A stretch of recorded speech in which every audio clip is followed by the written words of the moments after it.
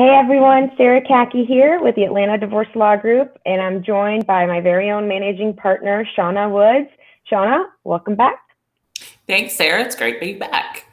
And today, Shawna and I are going to tackle a topic that can actually feel very massive, but I think a lot of people have preconceived notions about it and are very unclear about it, and it has a little bit of a stigma, but here at Atlanta Divorce Law Group, we like to go after the stigmas, tackle them, and bring some light to them. And the topic is prenups and postnups. Shawna, before we start assuming everybody knows what those things are, can you just break down what is a prenup, what is a postnup? Absolutely. A prenuptial agreement is a negotiable instrument, which means it's a contract between you and your future spouse about what's going to happen in the event that the marriage does not work out. So we're looking at how are we going to separate our assets and debts, but also what are we going to call them? What are we going to say is separate property, not subject to any division? And what are we going to call marital property? And how are we going to divide that marital property? In this instrument, you can also decide if there's going to be spousal support, and if so, how much for how long. What you cannot include is anything that has to do with child custody or child support. That's a prenuptial agreement. What a lot of people don't know is a postnuptial agreement does a lot of the same things, but it's done after the marriage, right? The pre and post of the negotiable instrument. That also says in the event of the marriage not working out, how are we going to divide things? What is called marital property? What is separate property? Is there a possibility of spousal support? Are we putting that in there? But again, it cannot address child custody or child support. And that is very important for people to understand, that just because you did not get into a prenup before you got married does not mean you cannot have a negotiable instrument that determines what happens in the case of divorce once you are married, and that's just called a postnup. One happens before marriage, one happens after marriage. And the other key thing to take from what just Shawna said is neither instrument can discuss what will happen in the case of child custody or child support, but it can discuss division of assets, it can discuss alimony, and any other marital liabilities that need to be split up. Now, let's talk about the point that gets sticky. And I think a lot of people have this foundational knowledge that you and I just discussed, but the next piece is important, which is how do we get a prenup done?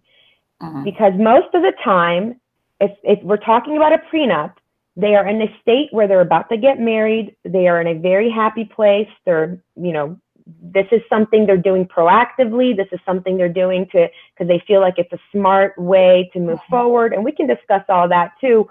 But how do we actually get a prenup done? What are some best practices? Because you and I both know we have clients calling us all the time saying, can both of us hire you to represent us on this negotiable instrument? And why don't you break down what we believe is best practices versus what, yes, you can do, but what you should do?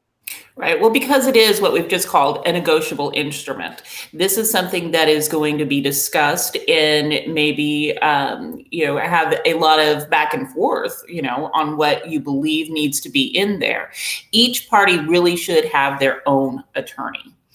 And the attorney actually, it's not required in Georgia, but it's a really good practice. There's an attorney certification that goes on a prenuptial agreement that certifies that I, as your attorney or one of our attorneys here, has adequately explained to you what this instrument means and what the law would be if you did not have this instrument. So giving the advice to the client is very important.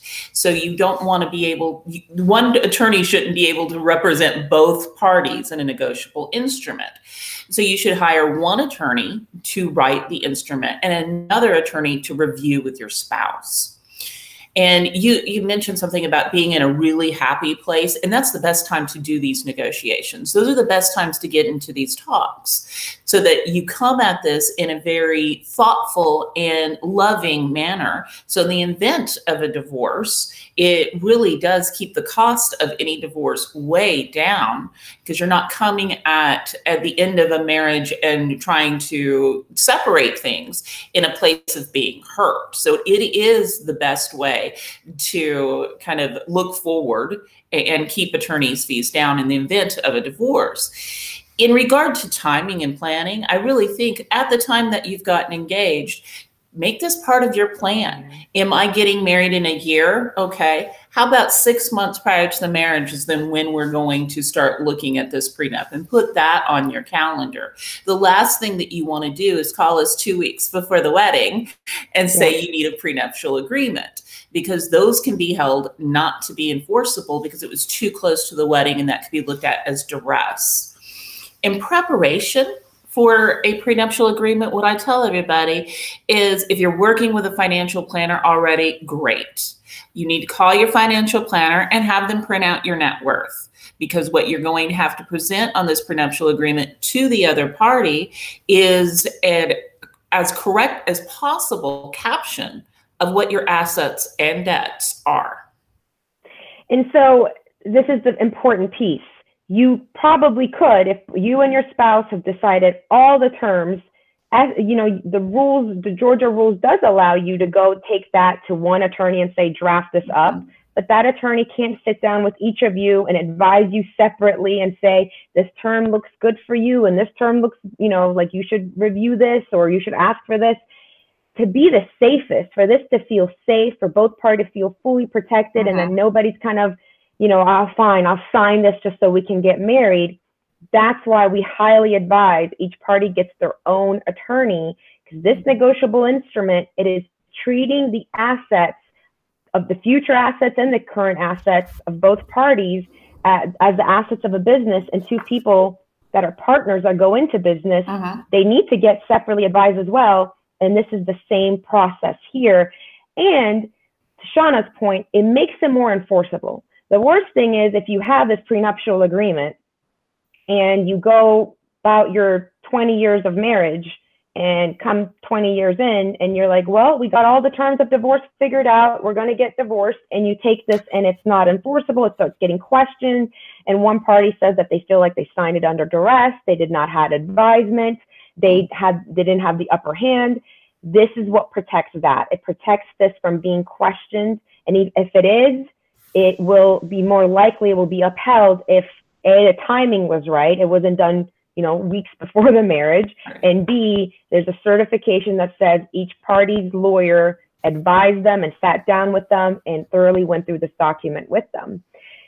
The other thing is, Shawna, I think a lot of people feel very uncomfortable about each of us going and finding an attorney, and then these attorneys turning us against each other while we're in a happy marriage. This is supposed to be something we do together. Let's talk about some just practical advice on how a couple could both find both attorneys together, so that, you know, if they're, you know, husband and wife can say, hey, you go with this attorney, we both agree on this attorney for you, and we both agree on this attorney for me. Do you have any practical advice there on how they can partner up and choose their attorneys together? I think really what you are looking for in the specific attorney is, you know, look at their website, look at their biography, look at and talk to them and ask them what their philosophy is in regarding to a prenuptial agreement. It is certainly not our intention at our office at the Land and Divorce Law Group to try to blow things up before a marriage. What we're going to do is we're going to advise you in the event of a divorce. This is what Georgia looks at right now. We're going to ask you, what are you trying to protect? What is your spouse trying to protect? We're going to give you that advice. I think you meet with an attorney, you can see what their philosophy is, you can see what their approach is, and then you can both choose different attorneys that have that same philosophy, as we are coming from this in a good and loving space, but we are also coming this and letting our own client know what their rights are. And if we have to advocate in advocating and negotiating, we'll definitely advocate, but it is really up to the client. You know, once an attorney gives you the advice, it is up to the client to make those decisions We don't make those decisions for you. And that's another thing you should be asking your attorney is, you know, what is the direction you're going to be giving me, you know, and how is that going to be shared with the other side, and make sure that you're working with someone who is capable of doing this in an amicable manner. And if you both find an attorney that you both love and feel very good about, one good way to do it is say, okay, this attorney will draft it for, you know, the husband. And then how about that attorney also says, hey, I have a colleague in the community that I've done a lot of these with, and we trust them and they do a really good job on advising their clients. And that attorney can make a referral for you for who the other spouse should take the document to get it reviewed by. And that way, you know, you're dealing, the attorneys can sort of have a collaboration of teamwork together, rather than, you know, going at each other, which really this process is that. It's a collaborative, negotiable instrument. It's meant to set both of you up for success. And the other point I want to make is that if you do find yourself in a situation where you made this decision too close to the wedding, to Shawna's point, then the postnup is the next step that you can, it's okay. You can still get this document done. You could just wait and do it postnup just to make sure that it has a higher chance of enforceability. Let's talk about some specific scenarios. First off, let's talk about business owners. It's a very, very common instrument among business owners because, like we talked about earlier, they're used to the idea of any agreement predicting the future is a negotiable instrument that needs to be, each party needs to be advised on. In a situation where a couple are business owners together and they are getting married and they want to have a prenup, talk me through some scenarios of best practices for them on how to determine what to do with the business in the prenup. So if a couple is business partners and now they're getting married, one of the things that we're going to want to do, and any attorney is going to want to do, is take a look at what their operation agreement says now and talk to them about what they want that operation agreement to look like in the future.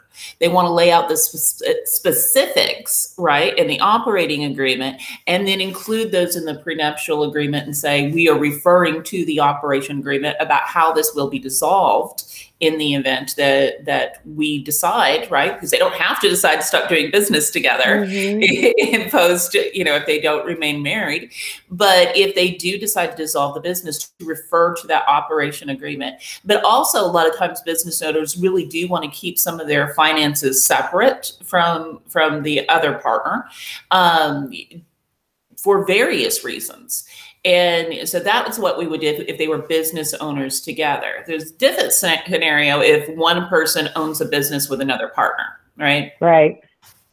And those are very common that we do prenuptial agreements for. Say, for instance, I own a daycare. Say I own a daycare and I own 50% of it. And I get married and my spouse is then looking, in the event of a divorce, what part of that 50% am I entitled to? Well, if the judge makes a ruling, because a judge is going to determine not only how much the business is worth, but how much of that business worth my spouse is going to be able to get. And if that is a large amount and I have to take that out of the operational fund, can you imagine what that would do to a business? You can completely tank a business or really cripple it if in the event of a divorce. So a lot of people who are small business owners and have partners usually enter into prenuptial agreements so that they can keep the business completely separate from that marital estate. And it also protects your partner that isn't in the marriage, because they didn't want to be in business with your spouse. They were in business with you. And that's also very common, that the other shareholder is going to say, I would like to see a prenup here before, you get married. I think it's important to also discuss how much the prenup can also protect the non-business owner spouse or the non-earner spouse, the stay-home housewife or the stay-home dad. Because typically we have this stigma of, the rich spouse comes in pre-marriage and says, I need you to sign a prenup before we get married so you don't, take me out dry when we get divorced. That's like the movie scene we all get when we think about prenups. We think of the Hollywood couples and Jeff Bezos and all that. But the truth of the matter is that if you are, one of the things you and I see when we are dealing with somebody that did not work for the duration of the marriage because they were home taking care of the children, or some sort of decision was made that you don't work, I'll work, they are the one that actually feels incredibly financially stressed and in the dark, and so much fear of the unknown of, will I be able to take care of myself if I get divorced? And this could actually protect them. This could protect them from ever feeling tied down because of income, because of money, where I can't go anywhere because I don't know what I'm going to end up with. That's the biggest question they have, I find a lot of times, is that financial insecurity of, what will I actually have when I leave this dependent situation? Can you talk about that? Yeah, no, you're completely right. And it is not old Hollywood. Most of the time when I do a prenuptial agreement, I'm seeing, either very traditional marriage where someone is going to be the breadwinner, or I'm seeing people who are earning about the same, income. And talking about, all choices are valid. All choices, if you decide to stay home and you're going to be a full-time parent, mom or dad, if you decide you're going to do that, and you and your spouse are making that decision together, right? And with the knowledge that this is something we've chosen to do, and you're making that choice knowing that you're giving up an earning capability. If you've already had these discussions pre-marriage that, yes, we plan to have a family, yes, we choose to have someone stay home, then you do want to negotiate what happens in the event this does not work, because you're going to have a lot bigger, greater capability of earning income than I am. You can negotiate things like, in the event of a divorce, then you will supply me enough income so that I can put myself through college if that's what needed to be, or that I can start my own business if that's what needed to be. But you need to have those discussions now while you're making those decisions now. And, and do that, set it in place so that 15 years down the road, there's not this big disagreement about the agreement you guys had about someone staying home. Also talk me through, Shawna, about how you can put in timelines and, forecast future events in life events, and how that can impact and change and modify the document modifying itself. Absolutely. There's several ways to have what we call the condition precedent, right? The condition precedent may be, if we get married, if we get divorced within 2 years, there'll be no spousal support. After 5 years, there'll be X amount of spousal support. After 10, that increases, and so on and so forth. There are a lot because you get to negotiate these things. You get to talk about what's important to the two of you that you can put into this instrument that the court would never even look at the time of a divorce. And so there's a lot of things that you've got to make the determination. What is it it's important to you? Is it the length of time in the marriage, or is it the cause of the breakup of the marriage? There's infidelity clauses in prenuptial agreements all the time.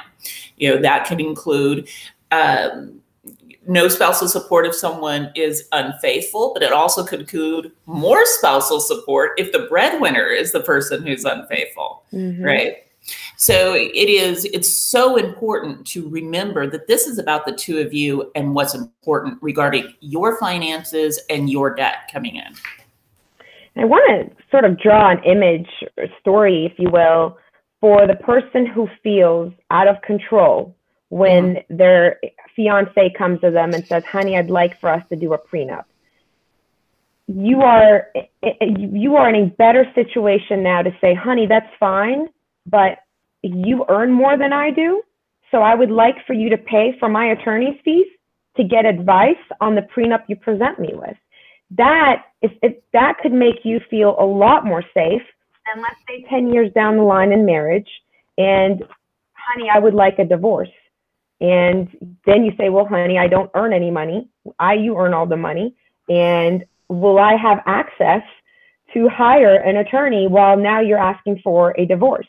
And how will I know I will end up okay? How will I know what the court will say? How will I know that you're going to take care of me financially and do everything you promised? This is a much safer place to ask for attorney fees, if you're the one that feels like you're financially dependent, is to say, I want that legal counsel now. And if you're the one that really wants the prenup, fine.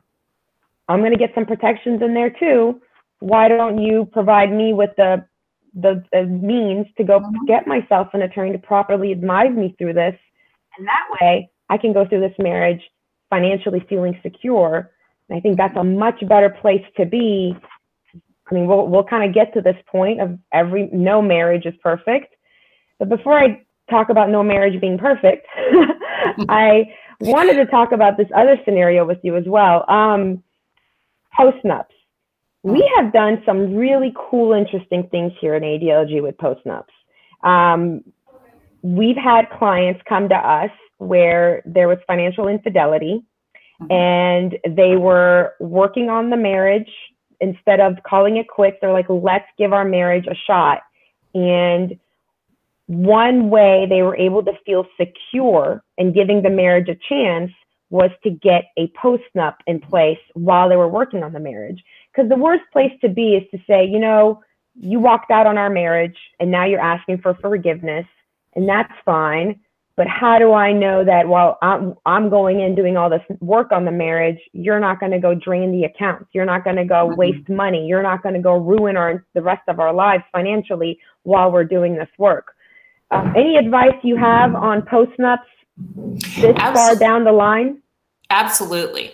One of the things I see about postnups in particular is when, and I don't think people realize, just because someone's running up credit card debt in their own name doesn't mean it's not marital. That's still a marital debt. And that a lot of times is a cause of, friction in the marriage. Right. And someone could say, I don't want to be married to this person if I'm going to be responsible for this mass amount of debt in their name. So while they're working on the marriage and they're trying to make the marriage stronger, putting a postnuptial agreement in place that says the debt in your name is your debt, and the debt in my name is my debt, and here's what we deem as joint debt. So I do actually think a postnuptial agreement supplies people with the confidence to make the decision whether to stay and work on that relationship or whether or not they're going to be done. And a postnuptial agreement, just like a prenuptial agreement, in the long run is going to save time and money in the event of divorce. You pay for the attorney's fees now, which are going to be a whole lot less than if you have to go through a divorce where you're arguing about how to divide things. And that leads me to sort of our final point, which is the whole mindset around a prenup and a postnup. A lot of people will listen to us or listen to the conversations about prenup, and they'll say, why am I getting married already planning for divorce? Why? We're never going to get divorced. I don't believe in divorce. And why even start a marriage talking about the potential of its end? And somebody that is incredibly happily married, this is my feelings on that. Nobody that is being fully honest with you can tell you that a marriage does not require consistent, constant, everyday work. Getting married doesn't mean we are now decided that we're going to live happily ever after and we're never going to have problems. Getting married simply means this is the person I want to put my life's work into, the relationship I want to put all of my efforts into to thriving. And I recognize that I cannot take this relationship for granted because it's very special. There's so much emotion in it that it's actually fragile and it's tender, and I got to protect it. And every day I'm committed to going to work on this marriage. And then nobody can tell you that has been married for a long time that there will not be days where a married couple will look at each other and say, are we going to make it? Are we going to be okay? Will our marriage last? Any long-lasting marriage has had that.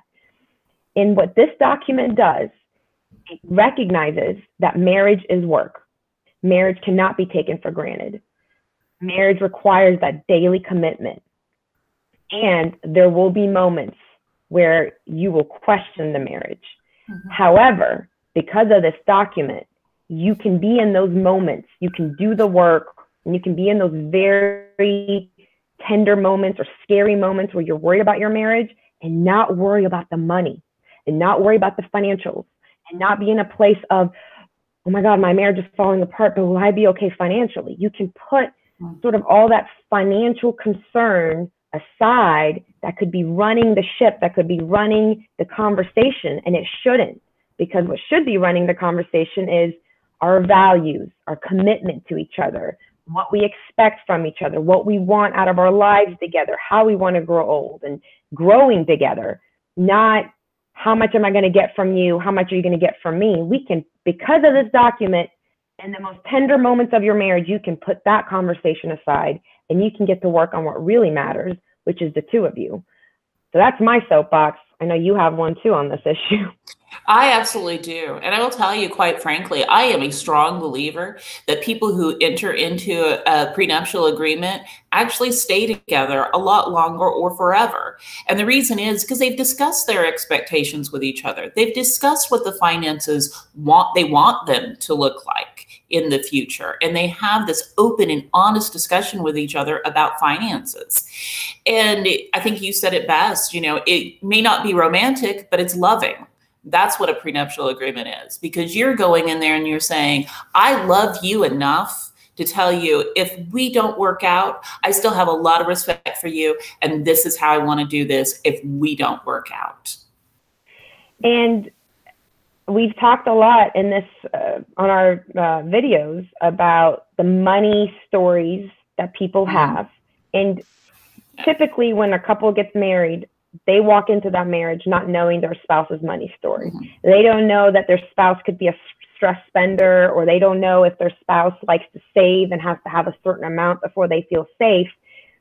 This is opening up this prenuptial agreement conversation opens up you getting to know those things about your spouse and how your spouse finds security in spending or security in saving, and what is that financial set point they need to feel comfortable. And it forces you to talk about your goals for the future.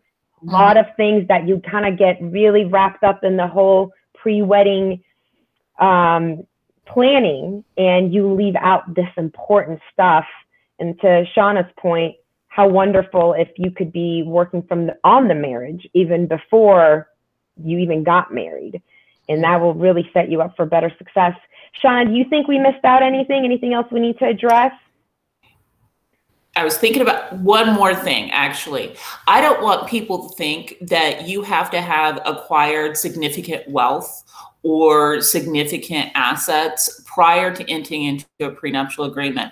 I think that young people getting married as well, who are starting out and don't have much, still need to do a prenuptial agreement. You need to remember that a marriage is wonderful and it is a bond between two people, but it's also a legal binding contract with you and the state.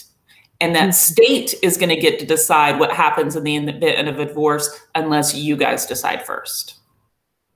Great point. Thank you, Shawna. And we will join you again next week.